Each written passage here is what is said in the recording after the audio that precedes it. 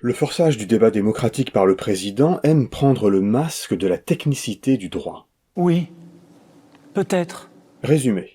Le 8 juin, l'Assemblée nationale examinera la proposition de loi du groupe Lyotte visant à abroger la réforme des retraites. Le gouvernement voudrait en faire l'épilogue de la séquence des retraites, alors il cherche par tous les moyens à ce qu'elle ne soit ni votée, ni même débattue. Cette semaine, on a compris ce qui allait se passer. Cette histoire est une succession de coups de force juridiques et de libertés prises avec les habitudes du Parlement.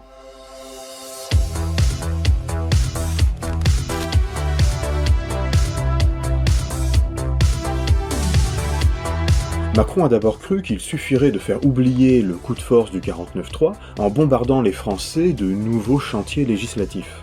Ce n'est qu'à moitié réussi. Malgré la suractivité médiatique du gouvernement, la guérilla des casseroles montre que, à part les ministres et les éditorialistes, personne n'est prêt à tourner la page de la réforme des retraites. Néanmoins, Emmanuel Macron, dans un entretien publié par l'Opinion le 14 mai, s'était déclaré favorable à un débat à l'Assemblée sur la proposition de loi Lyotte, dans le cadre des 100 jours d'apaisement, de changement de méthode et de pédagogie. Le Parlement examinera la PPL. Pour la majorité, ce sera l'occasion de continuer à expliquer notre projet. Il devra d'abord y avoir un débat où chacun devra prendre ses responsabilités et expliquer comment on finance. On ne peut pas s'affranchir du débat quand on est une force politique républicaine. Il venait de forcer l'Assemblée à adopter la réforme des retraites par 49.3 un mois avant. Oui, peut-être. Mais le risque s'est fait sentir. Et si l'Assemblée votait l'abrogation ? Les députés macronistes ne font pas confiance aux députés LR, qui jouent ici un rôle pivot. Il suffirait qu'une poignée d'entre eux bascule pour que le texte soit voté, et donc retour à la retraite à 62 ans. Alors tout en claironnant sur les plateaux que ce vote du 8 juin n'est pas important, que de toute façon cette loi ne finira jamais son parcours législatif, la Macronie emploie tous les stratagèmes juridiques pour empêcher que le vote et même le débat aient lieu. Madame la Première ministre, le gouvernement laissera-t-il l'Assemblée nationale se prononcer sur cette proposition de loi ou aura-t-il de nouveau recours à des dispositions visant à en empêcher le vote ? On voit bien dans ces moments que les enjeux politiques ne se réduisent pas à la question de savoir ce qui sera voté ou non. Car même si c'est voté à l'Assemblée, ça ne suffira pas à retirer la réforme des retraites. Ça, on est d'accord. Mais plus l'opposition et le mouvement social multiplient les coups montrant à quel point le président piétine la démocratie, plus il y aura de gens qui le penseront également. Ainsi, on peut considérer que le mouvement contre la réforme des retraites a contribué à diffuser dans l'opinion l'idée que notre organisation constitutionnelle bénéficiait trop à l'exécutif. Le camp présidentiel a donc concocté un plan pour que l'article 40 de la Constitution soit tout de même appliqué à la proposition de loi Lyotte, afin de la déclarer financièrement irrecevable et ne pas avoir à la mettre au vote.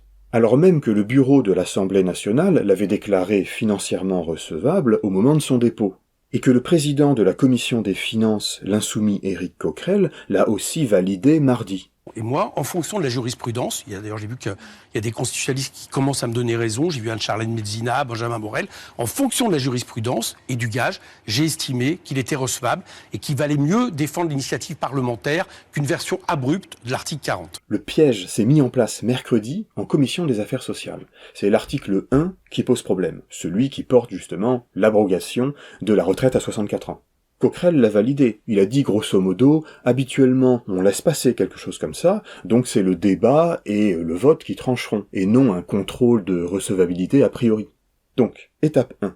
Les macronistes aidés des LR ont voté un amendement de suppression de cet article 1. Et donc les amendements de suppression sont adoptés, en conséquence l'article 1er est supprimé. Le vote a eu lieu. La proposition de loi est donc vidée de sa substance. La Macronie a-t-elle gagné mercredi ? Pas encore tout à fait. Étape 2. Lorsque cette proposition de loi arrivera en séance le 8 juin, le groupe Lyotte réintroduira l'article 1 par un amendement. Je déposerai un amendement, absolument, pour remettre le texte initial. Voilà. Et c'est celui-là que, immédiatement, un éminent membre de la minorité présidentielle dira « objection ». Irrecevabilité financière, on saisit la présidente de l'Assemblée nationale. Étape 3, la présidente Yaël Braun-Pivet pourra alors rejeter cet amendement, car elle le peut librement sur des amendements. Et jeudi, Yael Braun-Pivet a clairement confirmé son alignement sur la volonté de l'exécutif, renonçant à défendre l'intégrité de l'Assemblée. En séance publique, s'il y a un doute sur la recevabilité financière d'un amendement, c'est la présidente de l'Assemblée nationale qui est saisie. C'est donc vous. Évidemment, moi je me suis prononcée et je ne changerai pas d'avis. L'article 1, l'abrogation de la réforme des retraites, est inconstitutionnel en ce qu'il est constitutif d'une charge. La Macronie s'assoit donc sur l'usage en vigueur qui faisait que l'article 40 était appliqué avec souplesse, pour ne pas systématiquement barrer la route aux propositions de loi, donc celles qui viennent des députés. La présidente de l'Assemblée dit anticonstitutionnelle. Est-ce que c'est aussi simple que ça ? Non. Éric Coquerel n'a pas tort de s'appuyer sur la jurisprudence, en tout cas sur la pratique parlementaire, qui fait que pour les propositions de loi, on a toujours été très souple. Les présidents d'Assemblée, les présidents de commission le sont, pour permettre à cette initiative parlementaire de se développer. Alors, bon, on l'a vu au fil des mois, la Macronie est prête à utiliser toutes les ressources de la Constitution. 47.1, 49.3, vote bloqué, etc., en appelant cela démocratie, comme étant le sophisme de réduire la vie démocratique à la simple observance de la loi. Alors, ça peut être une condition nécessaire, mais c'est pas suffisant. Mais ce que cette semaine a montré, c'est qu'ils sont aussi prêts à renverser les usages, la jurisprudence. Et ils sont prêts à aller plus loin, comme l'expliquait Paul, lorsque la présidente Renaissance de la Commission des Affaires sociales s'est permise d'écarter tous les sous-amendements de l'opposition. Pour la première fois, vous avez franchi la ligne rouge de ce qui n'est pas autorisé par le règlement de l'Assemblée nationale. C'est constater notre impuissance à vous contrer dans votre volonté de toute puissance et de ne pas vouloir perdre la face. Pour cette raison-là, notre rôle de parlementaire ne sert plus à grand-chose, nous le constatons et donc nous partons. Enfin, une bonne partie de nos intuitions semble confirmée par le fait que le président du Conseil constitutionnel lui-même, Laurent Fabius, voulait censurer la réforme des retraites, selon une information du Point de vendredi. Mais il était seul à défendre cet avis au moment des délibérations du Conseil. Bon, en somme, le dilemme pour le gouvernement se résumait à un choix du moins pire. Quelle est l'option qui l'affaiblira le moins politiquement ? Aller au vote et risquer de perdre ? Mais dans ce cas-là, le coup, c'est que l'Assemblée aura voté contre la réforme des retraites, ou bien saper juridiquement cette proposition de loi, mais dans ce cas-là, le coup, c'est le spectacle désolant de cette mesquinerie procédurière.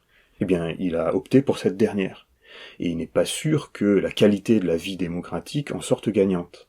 Les règles, vous savez, c'est ma boussole. Mais c'est le prix que la Macronie est prête à payer pour masquer sa faiblesse politique et sociale dans le pays, faiblesse que reflète sa majorité seulement relative au Parlement. Il faut donc compenser par un forçage permanent, et ici en multipliant les entourloupes juridiques pour contourner l'opposition. Et on aura peut-être encore des surprises le 8 juin. À la semaine prochaine.